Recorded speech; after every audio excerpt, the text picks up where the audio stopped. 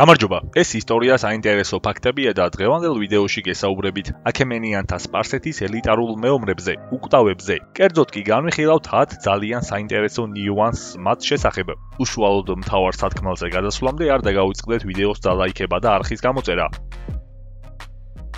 სახელი უკვდავები ბერძენმა ისტორიკოსმა ჰეროდოტემ შეარქვა. უკვდავები მთელ სპარსეთში საუკეთესო მებრძოლები იყვნენ და კარგად ფლობდნენ ყველანაირ იარაღს. ისინი ყოველთვის თან ახლდნენ თავიანთ მეფეს და ბრძოლისას მტრისგან იცავდნენ. მეფე მათ მხოლოდ განსაკუთრებულ შემთხვევებში იყენებდა. ლაშქრობის დროს უკვდავების რაზმები მეფის გარშემო წინ და უკან იდგნენ. 1000 ცხენოსანს 1000 ქვეითი მისდევდა. შემდეგ ისევ ცხენოსნები, შემდეგ ისევ ქვეითები და ასე შემდეგ. უკვდავები მხოლოდ ქვეითები იყვნენ. ცხენოსნები კი სხვადასხვა დანაყოფიდან მეფის დაცვისთვის გამოყოფილი საუკეთესო საკავალერიო ნაწილნი.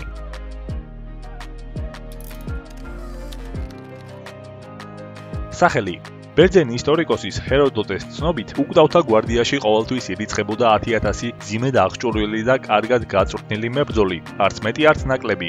თუ რომელიმე ჯარისკაცი ავად გახდებოდა ან დაიღუპებოდა, ის დაუყოვნებლივ იცვლებოდა სხვა ჯარისკაცით. ამიტომ უკვდავთა რაოდენობა არასდროს იცვლებოდა. სწორედ ამის გამო მიიღო გვარდიამ უკვდავთა სახელი, რადგან ისინი ყოველთვის 10000-ნი იყვნენ, რამდენი მათგანიც არ უნდა დაღუპულიყო. ჯარისკაცების შერჩევა ამ ელიტარული დანაყოფისთვის ხდებოდა გარკვეული კრიტერიუმების მიხედვით. მებრძოლი უნდა ყოფილიყო აუცილებლად სპარსელი და წარმოშობით უნდა ყოფილიყო სპარსეთის ერთი კონკრეტული პროვინციიდან. სხვებს ამ დანაყოფში მოხვედრის უფლება არ ჰქონდათ. მშვიდობიანობის დროს ისინი მეფის პირადი დაცვა იყვნენ. როდესაც უკვდავთა გვარდიაში რიგები თავისუფლდებოდა, ლიდერებს საუკეთესო ჯარისკაცები გადმოჰყავდათ ტაკაბარასა და სპარბარას რიგებიდან, ასე ავსებდნენ უკვდავთა თავისუფალ ადგილებს.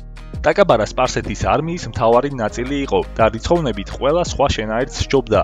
ამავე სახელით მოიხსენიებდნენ თვითონ სპარსელ მსუბუქ ქვეით ჯარისკაცებს. ტაკაბარას მეომარს ჰქონდა მრგვალი ფარი, შუბი და მახვილი. მართალია დიდი ფარი სპარსელებს მტრის ისრებისგან იცავდა, მაგრამ არ შეეძლო მახვილისა და შუბის სიძლიერისთვის გაეძლო.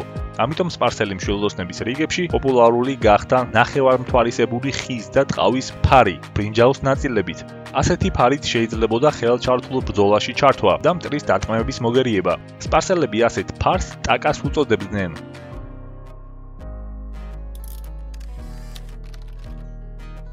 უკვდავთა გვარდიის სიდიდე. სპარსელებს თავიანთ მტრებთან შედარებით, მაგალითად როგორებიც იყვნენ ბერძნები, არ ჰქონდათ საუკეთესო იარაღები. ისინი ძირითადად იყენებდნენ ხისგან დამზადებულ და დაწნულ ფარებს, რომელთაც არც თუ ისე დიდი წინააღმდეგობის გაწევა შეეძლო ისეთი იარაღებისთვის, როგორებიც იყო სპარტელების ხმლები და შუბები.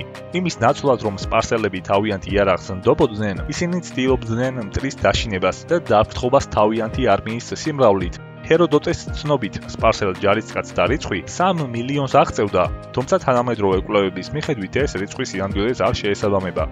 სპარსელთა ჯარი შედგებოდა დაახლოებით 70000 ქვეითი ჯარისკაცისა და 9000 ცხენოსნისგან. როდესაც უკვდავები ომში მიდიოდნენ, მათ თან მიჰყვებოდათ თავისი ოჯახის წევრები, მსახურები, ასევე საკვებითა და სხვა საჭირო აღჭურვილობით დატვირთული ქარავანი. ეს კი მათ რაოდენობას კიდევ უფრო ზრდიდა მტრის თვალში. უკვდავების ტაქტიკა მდგომარეობდა შემდეგში. ისინი იბრძოდნენ ყოველთვის გვერდიგვერდ, როგორც ერთი მთლიანი. როდესაც ერთი მათგანი დაიცემოდა, მის ადგილზე უმალვე სხვა მებრძოლი დადგებოდა, რაც მოწინააღმდეგეებში დიდ შიშს იწვევდა. იქნებოდა ილუზია, რომ მათი დამარცხება შეუძლებელი იყო.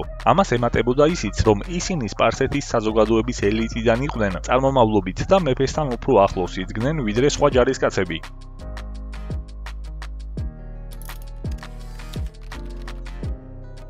წვრთნა.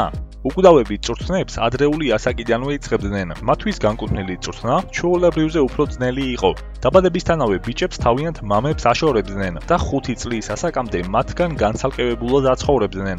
5 წლის შემდეგ კი იწყებდნენ ჯარისკაცის წვრთნებს. წვრთნების დროს ისინი გამოიმუშავებდნენ სხვადასხვა უნარს, ეუფლებოდნენ რამდენიმე პროფესიას, მშვილდოსნობას, ბრძოლას, ჯირიც. ყველა სპარსელ ვაჟს აუცილებლად უნდა სწოდნოდა ველური ცხენის მოთვინიერება. სამხედრო სამსახურში ისინი 15 წლის ასაკში შედიოდნენ და როდესაც 50 წელს მიაღწევდნენ, თავისუფლდებოდნენ დაკისრებული მოვალეობისგან. ანუ გამოდის 35 წლიანი ჯარი ჰქონდათ. სამხედრო სამსახურში შეცვლისას ისინი ან მსუბუქად შეიარაღებულ ქვეითთა რიგებში ეწერებოდნენ, ან მძიმე კავალერიაში. ჯარისკაცები გადიოდნენ წვრთნებს, როგორც მშვილდოსნობაში, ასევე ხელჩართულ ბრძოლებში. ეს მათი არმიის რიცხოვნობას კიდევ უფრო ეფექტურს ხდიდა.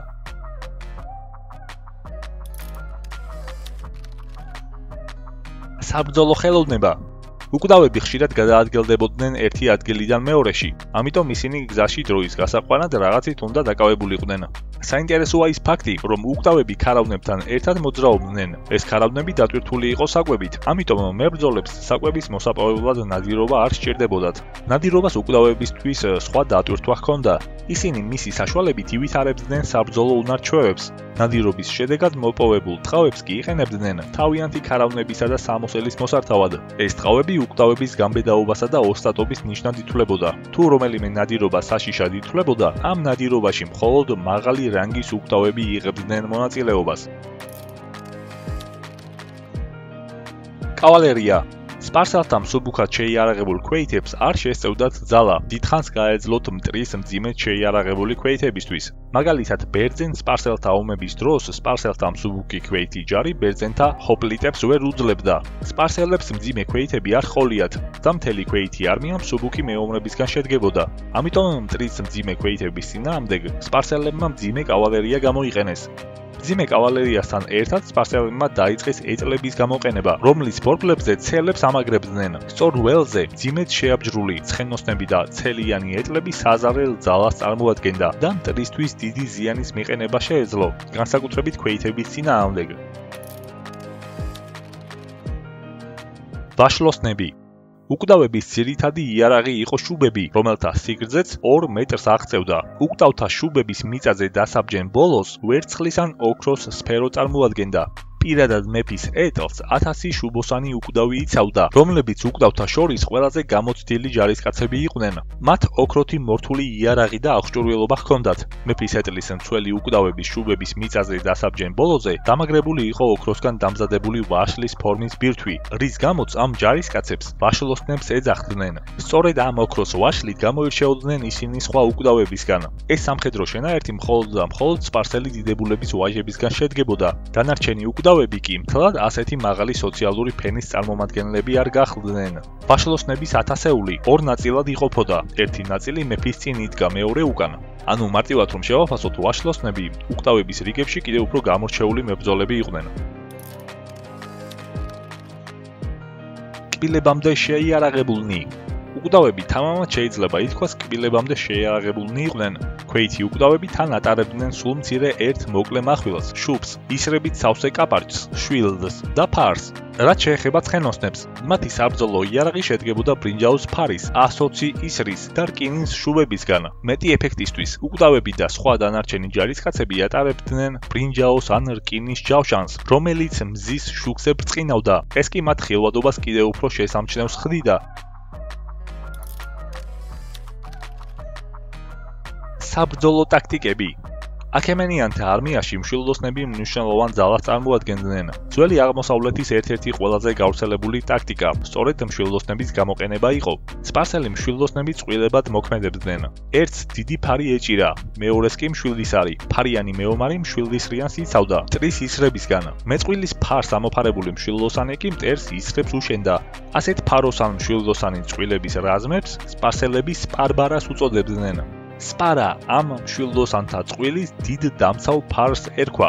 ბრძოლაში სპარბარა შემდეგნაირად მოქმედებდა. წინა რიგის მეომრები ფარებს აფარებდნენ მეორე რიგის მშვილდოსნებს, შემდეგ ისევ ფარიანები მოდიოდნენ, შემდეგ მშვილდოსნები და ასე შემდეგ. სპარსეთის არმია შემდეგნაირად იყო ფორმირებული. წინა ხაზზე იდგნენ მშვილდოსნები, მათ მოჰყვებოდათ კავალერია. მშვილდოსნებს ზურგს უმაგრებდა მსუბუქად და მძიმედ შეიარაღებული ჯარი. სპარსელების პირველი სვლა სწორედ ისრების სროლა იყო, რაც მტერში შიშს იწვევდა. ის ართაწვიმის შემდეგ შეტევაზე გადადიოდა ქვეითი ჯარი.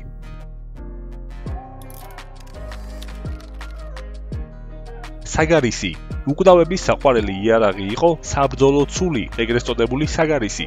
აღსანიშნავია ის ფაქტი, რომ საგარის ერთი მხარე ზუსტად ისეთივე ჰქონდა, როგორიც ჩვეულებრივ სხვა საბრძოლო ცულებს, ხოლო მეორე მხარეს წვრილი ბასრი პირი, რომელსაც რკინისა და ბრინჯაოს ჯავშნის გახრეტა შეეძლო. საგარისი საკმაოდ მსუბუქი იყო და მისი გამოყენება ცალი ხელითაც შეიძლებოდა. ამ თვისების გამო ის დიდი პოპულარობით სარგებლობდა ხელჩართულ ბრძოლებში. მას ხშირად იყენებდნენ ცხენოსნებიც.